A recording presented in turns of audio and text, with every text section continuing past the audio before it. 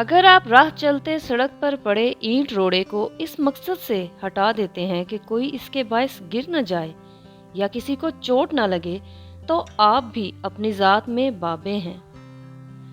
میں تو یہی کہوں گا کہ جب کسی کے دل کا دروازہ آپ کے لیے بند ہو جائے تو اسے کھٹکھٹا کر اپنی عزت نفس نہ گرائیں، کیونکہ ڈھونڈنے سے وہ ملتا ہے جو بچھڑ گیا ہو، وہ نہیں ملتا جو بدل گیا ہو۔ اگر کسی سے کچھ مانگنا ہے تو محبت مانگو، محبت مل جائے تو سب کچھ مل جاتا ہے۔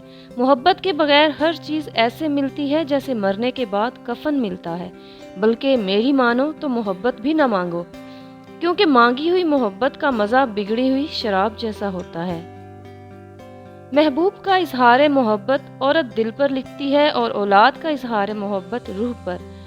پہلا اس کے ساتھ قبر میں جاتا ہے اور دوسرا آسمانوں میں ساتھ لے کر جاتی ہے۔ دنیا کی ساری چالاکیاں اور ہوشیاریاں صرف دنیا میں ہی ہیں۔ اس کو بے وقوف بنا لیا، اس سے جھوٹ بول لیا، اسے دھوکہ دے لیا۔